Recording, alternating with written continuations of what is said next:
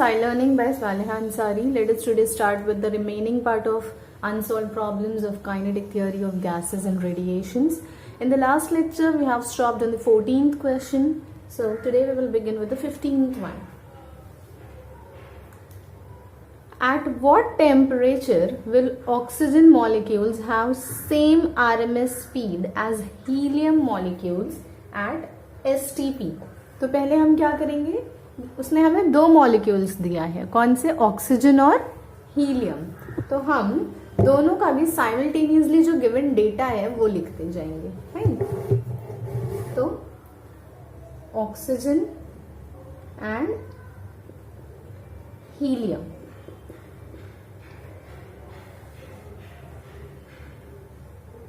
Molecular masses of oxygen and helium हमें दिए हुए हैं. तो मॉलिक्यूलर मासेस क्या है? Molecular mass of oxygen is 32 and molecular mass of helium is 4. Fine. और उसने क्या पता करने के लिए कहा है? हमें टेम्परेचर्स पता करने का है. तो हमें ये पता करना है एंड ये भी पता करना है. सॉरी, ये हमें दिया हुआ है एट STP. STP कहा है तो हमारा हीलियम का टेम्परेचर क्या हो जाएगा? 273 केल्विन. फाइन. अब he is saying that they should have the same RMS speed. अब सेम RMS स्पीड का मतलब है that CRMS of oxygen is equal to CRMS of helium.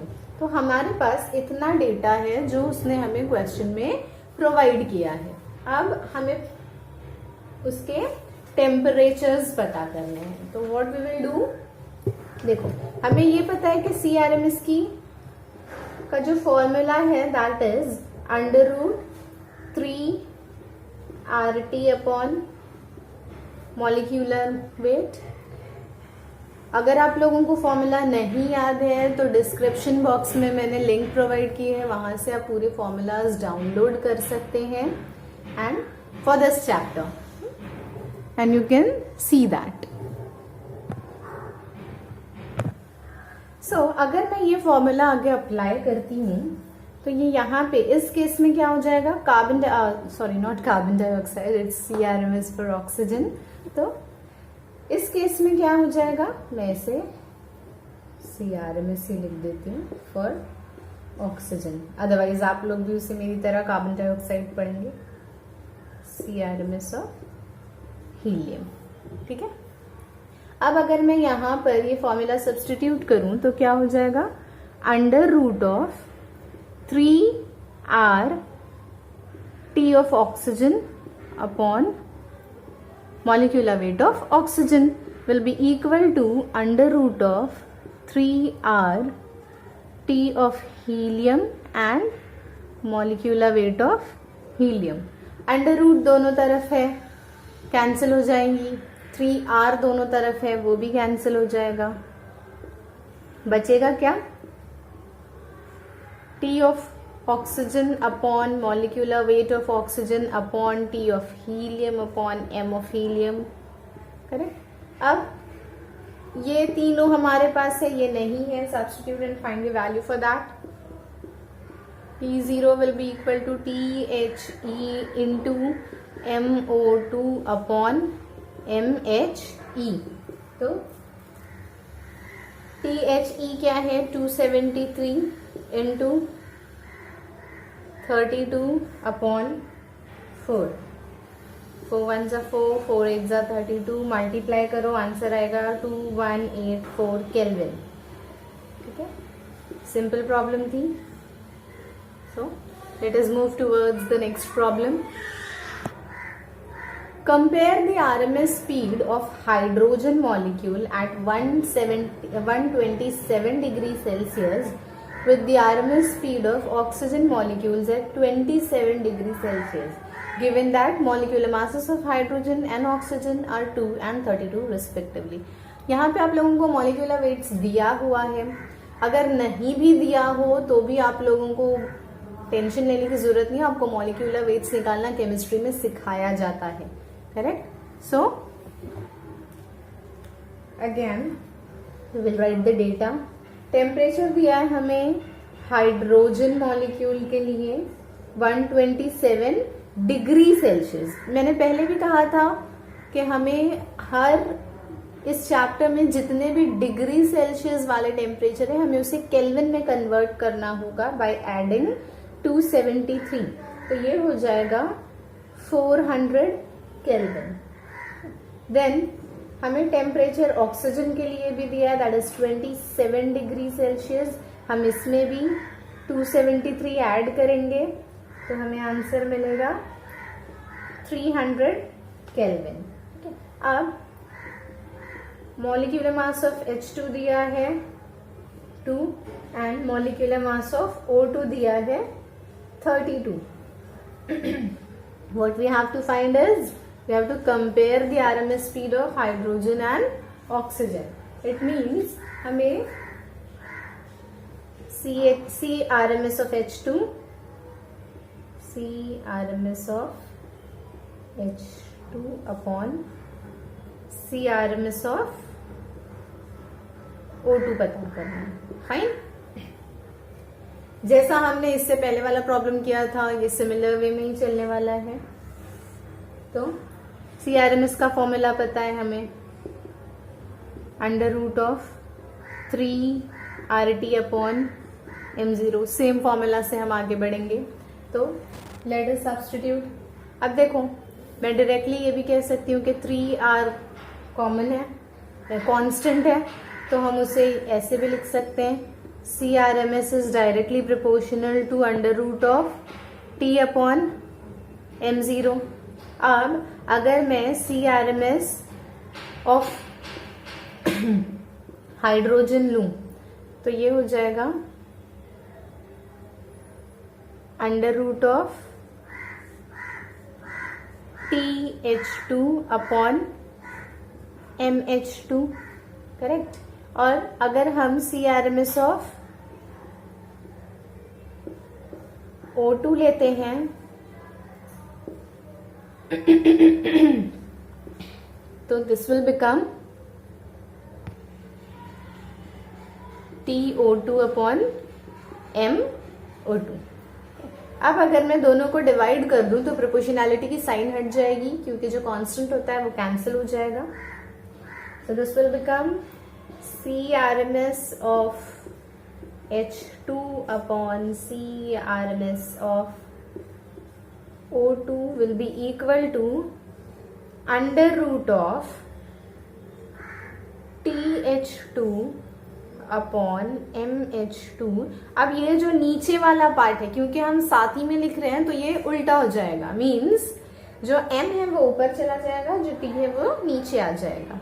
तो ये हो जाएगा TO2 MO2, ठीक है। Substitute the values. TH2 क्या था 400 इंटू MO2 क्या था 32 upon MH2 was 2 and TO2 was 300। तो ये दोनों 0 0 कैंसिल हो गए। 2 1 2 2 2 4। यहाँ पे हमारे पास बचा 2 इंटू 32 इज 64 अपॉन 3। 64 अपॉन 3 मतलब रूट ऑफ 64 इज 8, तो 8 अपॉन √3, ठीक है। तो ये हो गया हमारा CRMS of H2 upon CRMS of O2। हम आंसर को यहीं छोड़ देंगे, हमारी टेक्स्ट बुक में भी यहीं पे छोड़ दिया, हमें डायरेक्ट और ज्यादा फर्दर कैलकुलेशन की जरूरत नहीं है। Fine. So now let us move towards the 17th problem. Find the kinetic energy of 5 liters of a gas at STP. Given standard pressure is 1.013 into 10⁵ Newton per meter square. Volume दिया है 5 litre, लेकिन हमें litre में नहीं metre cube में चाहिए होता है, तो that will be 5 into 10⁻³ metre cube. Okay. अब प्रेशर दिया है 1.013 इंटू 10⁵ न्यूटन पर मीटर स्क्वायर. एंड हमसे पूछा है काइनेटिक एनर्जी क्या है, काइनेटिक एनर्जी ऑफ गैस. तो काइनेटिक एनर्जी ऑफ गैस का फॉर्मूला क्या है, 3/2 PV. मैं फिर कह रही हूँ, फॉर्मूलाज याद नहीं है अगर, then the link is provided in the description box. You can go and download it from there. Let us substitute the value. 3/2 into 1.013 into 10⁵ into 5 into 10⁻³ इसे सॉल्व करो, आपको डायरेक्टली आंसर मिलेगा 759.7 जूल्स. फाइन. टेक्स्ट बुक में ये answer गलत दिया हुआ है, मीन्स ज्यादा कोई मिस्टेक नहीं हुई है, कुछ 10 के पावर्स की मिस्टेक हुई है, जिस वजह से they had provided you as 0.7597, but it is not 0.7597, it is 759.7 joules. ठीक है. सो let us move towards the 18th one. Calculate the average molecular kinetic energy per kilomole per kg per molecule of oxygen at 127 degrees Celsius, given that the molecular weight of oxygen is 32, R is the gas constant which is 8.31 joule per mole per Kelvin, and Avogadro's number is 6.02 into 10⁻23 molecules per mole. T दिया है 127 degree Celsius, तो अगर हम इसे kelvin में convert करेंगे तो ये हो जाएगा 127 plus 273 which is equal to 400 kelvin. ठीक है.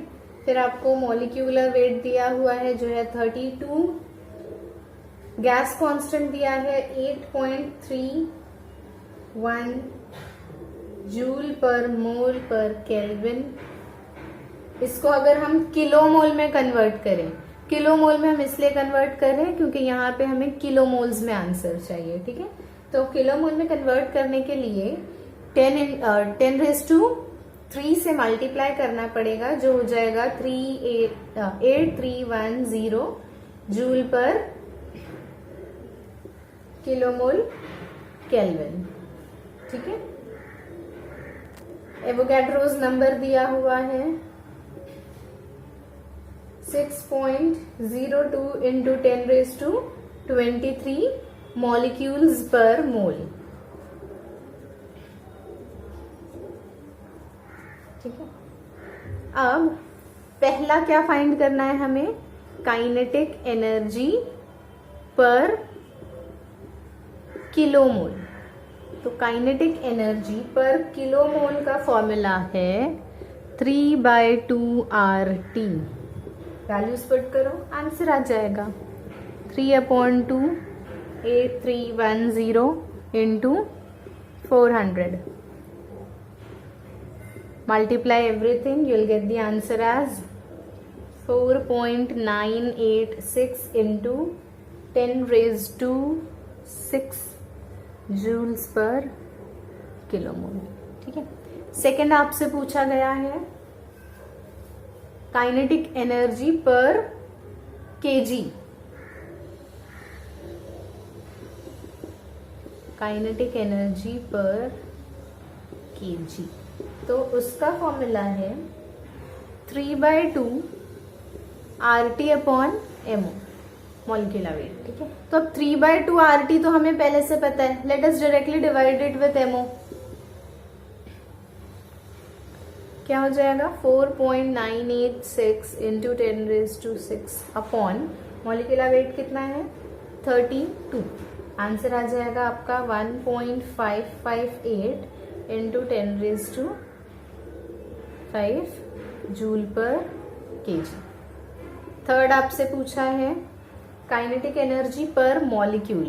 तो काइनेटिक एनर्जी पर मॉलिक्यूल का formula is 3/2 RT upon Avogadro's number that is Na। तो अगेन मेरे पास 3/2 RT का फॉर्मूला है, मैं डायरेक्टली एवोगैड्रोज नंबर से डिवाइड करूंगी। 4.986 इंटू 10⁻6 अपॉन, अब देखो यहाँ पे हमें किलोमोल्स में चल रहे हैं हम, राइट, और ये जो वैल्यू दी है वो पर मॉलिक्यूल्स पर मोल की दी है। तो अगर हमें मोल को किलो मोल में कन्वर्ट करना है तो हमें 10⁻³ से भी मल्टीप्लाई करना पड़ेगा। तो 10⁻23 मल्टीप्लाइड बाय 10⁻³ कितना हो जाएगा, 10⁻26। तो हम यहाँ पे जो लिखेंगे वो लिखेंगे 6.023 इंटू 10⁻26। ठीक है, अब इसको कैंसिलेशन करोगे तो आपको आंसर मिलेगा 8.278 इंटू 10⁻21 जूल्स। ठीक है, so this was all about the 18th problem. Late us move towards the 19th one. Calculate the energy radiated in 1 minute by a black body of surface area 100 centimeter square when it is maintained at 227 degree Celsius। तो हमें dq दिया है, sorry हमें dq पता करना है, energy radiated. ठीक है, dt हमें दिया है 1 minute, 1 minute is equal to 60 seconds. क्योंकि ब्लैक बॉडी कहा गया है इसलिए E1 हो जाएगा। ए दिया है 100 सेंटीमीटर स्क्वायर, 100 सेंटीमीटर स्क्वायर का मतलब होता है 100 into 10⁻⁻4 metre square which is equal to 10⁻⁻2 metre square.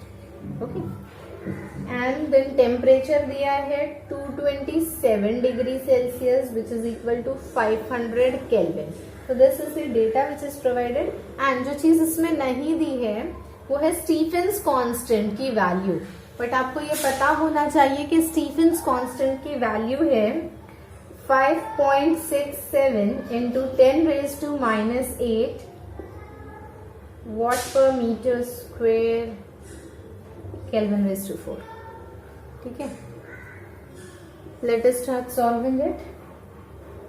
हमारे पास फॉर्मूला है dq/dt is equal to E(a⁻T⁴।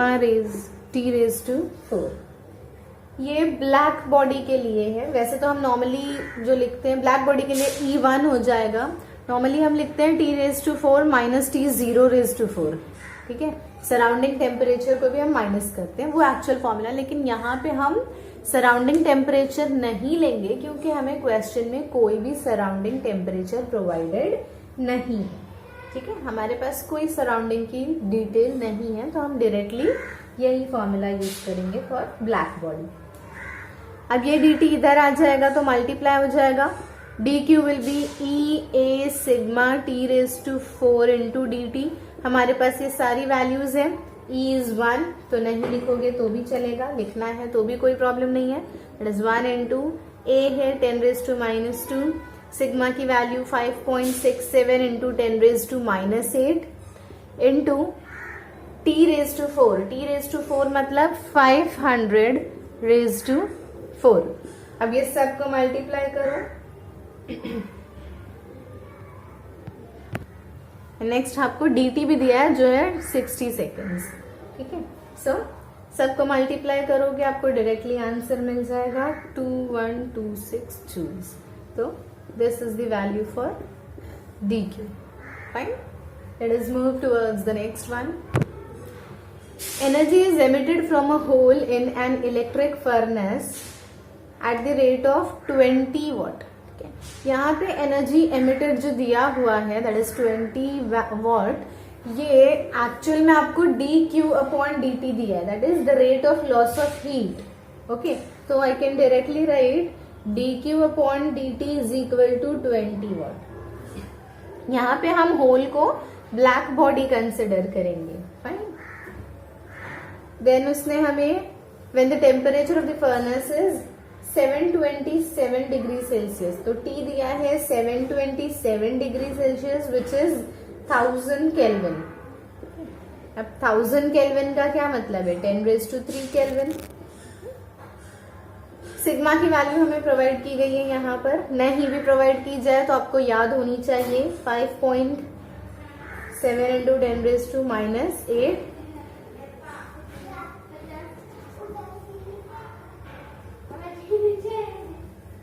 Joule second inverse metre inverse Kelvin/4। Fine. And what is the area of the hole, हमें पता करना है एरिया। ठीक है, क्योंकि the hole is a black body तो हम E1 लेंगे। ठीक है, अगेन सेम फॉर्मूला सब्स्टिट्यूट करेंगे और आंसर निकालेंगे। Rate of loss of heat of a perfectly black body is given by dQ/dt is equal to EA sigma T raised to 4। तो A क्या हो जाएगा, A को यहीं रखो, बाकी सब यहां लेकर आ जाओ, तो हो जाएगा dQ/dt upon E sigma T raised to 4। Let us substitute the values। dQ/dt की वैल्यू है 20, बाकी सब नीचे डिनोमिनेटर में है, तो 1 इंटू 5.7 इंटू 10⁻⁻8, टेम्परेचर था 1000⁻⁴, that is 10⁻³ the whole raise to 4, तो 10⁻12 हो जाएगा। मीन्स 20 अपॉन 20 इंटू ये नीचे देखो 5.7 इंटू 10⁻⁻8 इंटू 10⁻12, तो ये होगा 20 अपॉन 12 माइनस 8 इज 4, तो 5.7 into 10⁻⁴। Now you have to solve this and you will get the answer as 3.509 into 10⁻⁻4 metre square. Simple question था। अब नेक्स्ट प्रॉब्लम की तरफ बढ़ते हैं। The emissive power of a sphere of area 0.02 meter square is 0.5 kilokelvin second square, sorry second inverse meter raised to -2। देखो emissive power दिया है 0.5 kilo kelvin, okay, और एरिया दिया है 0.02। आपको पूछा क्या है, dQ पूछा है और dt दिया है 20 सेकेंड्स। फाइन, बहुत सिंपल क्वेश्चन है। डायरेक्ट फॉर्मूला है हमारे पास, emissive power of a body E is equal to dQ upon AD। ठीक है, हमें चाहिए क्या है, dQ, तो बाकी सबको एक तरफ ले लो। dQ is equal to EA dt। Values हमारे पास सबकी है, सब्स्टिट्यूट करेंगे। 0.5 इंटू 0.02 इंटू 20, डायरेक्ट मल्टीप्लाई करो, आंसर आएगा 0.2 किलो केल्विन। अभी यहाँ पे dQ भी किलो केल्विन में आएगा। क्यों किलो केल्विन में आएगा, देख लो डायरेक्टली एंड शो यू।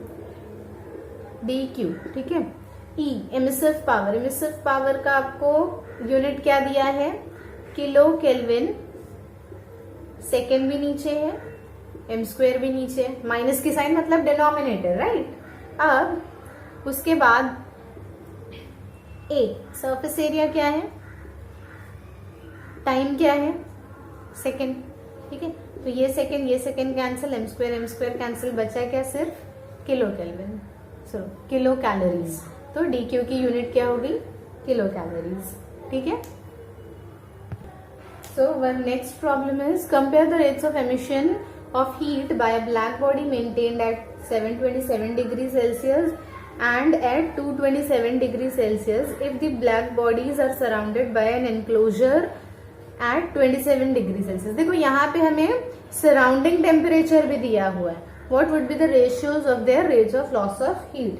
तो हमें पहले तो कहा है कि ब्लैक बॉडी है इसलिए E1 हो जाएगा, फिर T1 हमें दिया है 727 डिग्री सेल्सियस, करेक्ट, इसका मतलब ये 1000 केल्विन है। T2 दिया है हमें 227 degree Celsius which is 500 kelvin. Surrounding temperature भी दिया हुआ दैट इज T0 जो है 27 degree Celsius which is 300 kelvin. ठीक है, हमें उसने पूछा क्या है, dq upon dt at first temperature upon dq upon dt at second temperature. तो हमें पता ये करना है, फाइन। तो we know that the formulas, अगर हमें सराउंडिंग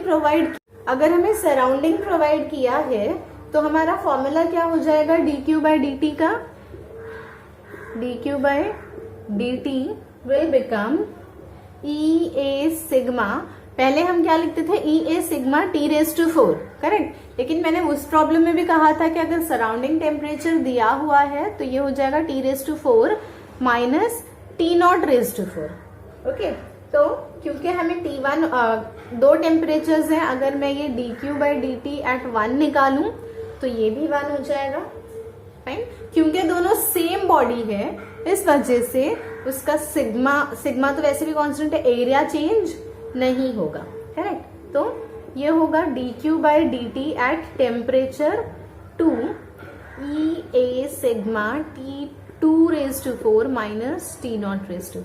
अगर मैं दोनों को डिवाइड कर दूं, ओके, अगर ये दोनों को डिवाइड कर दिया जाए तो ये तीनों कैंसिल हो जाएगा, बचेगा क्या, dq by dt at first temperature upon dq by dt at second temperature is equal to T⁴ minus T⁴ upon T⁴ minus T⁴।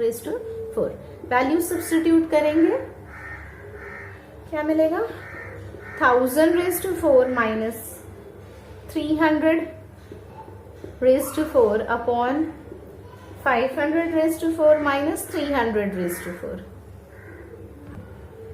मैं इसको ऐसे लिख सकती हूँ 10 into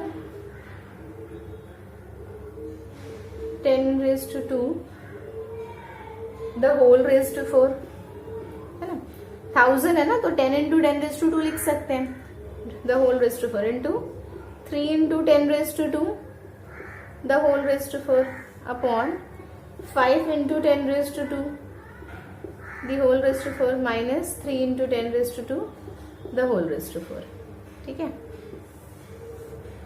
which is equal to, अब ये देखो 10 स्क्वायर रेज टू 4 का मतलब 10⁸ हो गया। मैं इसको पूरा बाहर निकाल सकती हूँ, सब जगह है मेरे पास, मीन से कुछ ऐसा हो जाएगा 10⁻⁴ minus 3⁻⁴ upon 5⁻⁴ minus 3⁻⁴ into 10 square on 10 square the whole raise to 4, right.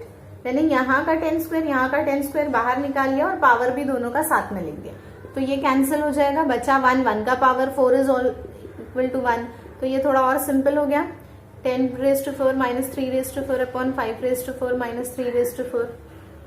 अगर आप इसे सॉल्व करोगे will get the answer as 18.23। तो dq by dt at first temperature upon dq by dt at second temperature will be equal to 18.23. Okay, this is your final answer. Let us move towards the next problem. Earth's mean temperature can be assumed to be 280 Kelvin. How will the curve of a black body radiation look like for this temperature? हम ये part को नहीं देखेंगे क्योंकि हमें already पता है black body spectrum कैसा दिखता है, हमने थियोरी में देखा है ब्लैक बॉडी स्पेक्ट्रम, राइट। तो वो बताने की हमें ज़रूरत नहीं है, वो आप लोग डायरेक्ट भी बना सकते हो कि वो कैसा दिखेगा। ऐसा ग्राफ है हमारे पास, हम कुछ इस तरीके से वो ग्राफ बनता है, राइट। तो नेक्स्ट हमसे क्या पूछा है, find out lambda max in which part of the electromagnetic spectrum does this value लाई।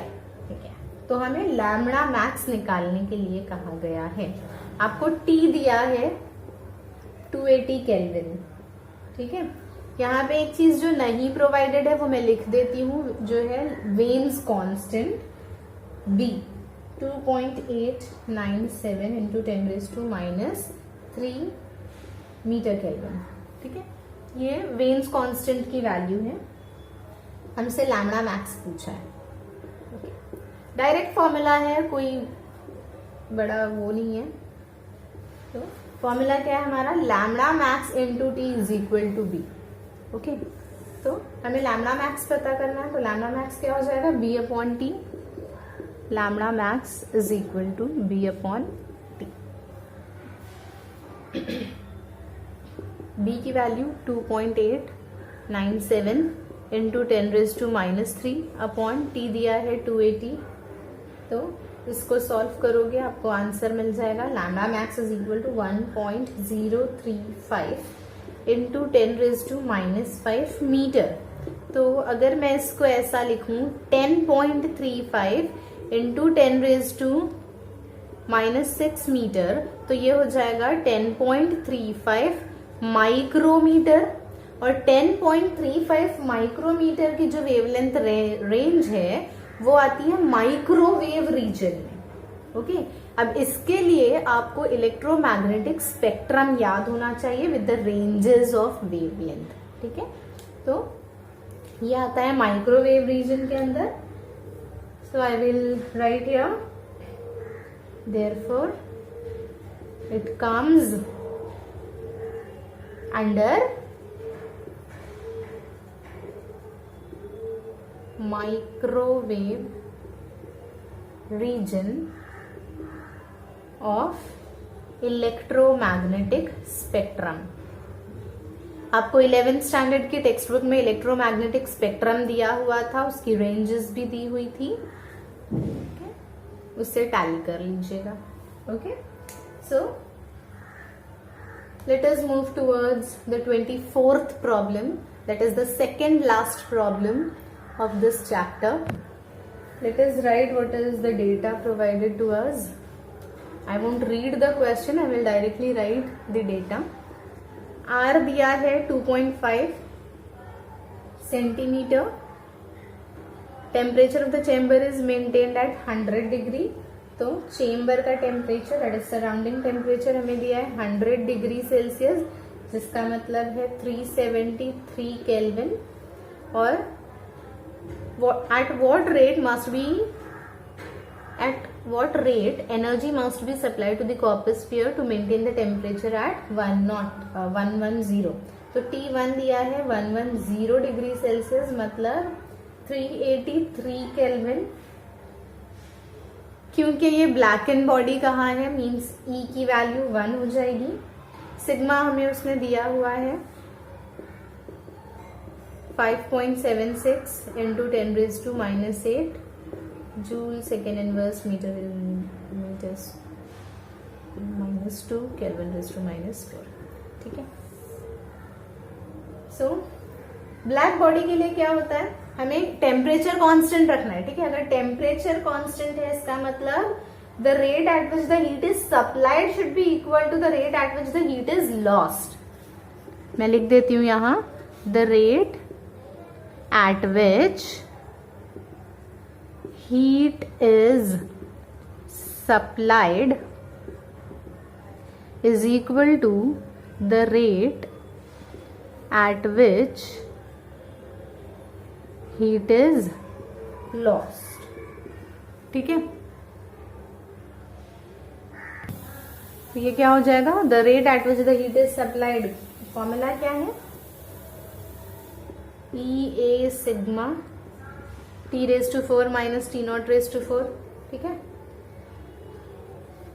अब क्योंकि ये स्फीयर है, करेक्ट, कॉपर स्फीयर है, तो स्फीयर है मीन्स सरफेस एरिया क्या होगा, surface area of sphere which is 4πr²। ठीक है, तो E1 है, एरिया का वैल्यू डालो 4 पाई आर स्क्वायर, सिग्मा की वैल्यू डालो।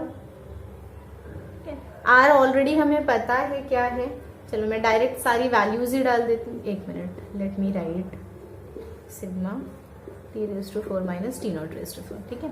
अब सारी वैल्यूज डालते हैं। पाई की वैल्यू 3.142, आर की वैल्यू 2.5 सेंटीमीटर थी, तो मीटर में कन्वर्ट करने के लिए 10⁻² आएगा। सिग्मा की वैल्यू 5.76 इंटू 10⁻8 इंटू ये वाला पार्ट T⁴ माइनस T⁴, कितना है हो जाएगा 383⁴ माइनस 373⁴, ठीक है। आप इसको पूरा सॉल्व करो, लोगैरिथमिकली सॉल्व कीजिएगा, you will get the answer 0.9624। Okay, so this is your answer. Late us move towards the last problem. बहुत सिंपल प्रॉब्लम है। हमें 3 अलग अलग लैम्डा मैक्स दिए गए हैं और 3 अलग अलग टेम्परेचर्स पता करने के लिए कहा गया है, ठीक है। तो lambda max, first lambda max आपको दिया है 700 नैनोमीटर। 700 नैनोमीटर का मतलब है 7 इंटू 10⁻⁷ मीटर। सेकेंड लैम्डा हमें दिया है 3 सेंटीमीटर, इसका मतलब है 3 इंटू 10⁻² मीटर। और तीसरा लैम्डा मैक्स हमें दिया है 3 मीटर। उसी के साथ साथ हमें वेन्स कांस्टेंट की वैल्यू भी दी है, B is equal to 2.897 into 10⁻³ metre kelvin. बहुत सिंपल प्रॉब्लम है, सिर्फ वैल्यू सब्स्टिट्यूट करनी है। We know that lambda max is equal to B upon T, तो T क्या हो जाएगा, this T1 will be B upon lambda max 1, तो T1 क्या मिलेगा आपको 2.897 इंटू 10⁻³ अपॉन 7 इंटू 10⁻⁷। इसे कैलकुलेट करो, आपको आंसर मिलेगा T1 is equal to 4138 kelvin. उसी तरीके से T2 2.8, मैं फॉर्मूला नहीं लिख रही हूँ, मैं डायरेक्ट सब्स्टिट्यूशन कर रही हूँ, 2.897, बट आपको फॉर्मूला लिखना है। ये B की वैल्यू है, लैम्डा मैक्स 2 की वैल्यू है 3 into 10⁻²। While solving this, you will be getting 0.0966 Kelvin. Similarly, T3 will be 2.897 into 10⁻³ upon 3. इसको कैलकुलेट करोगे तो you'll get 9.66 into 10⁻⁴ Kelvin.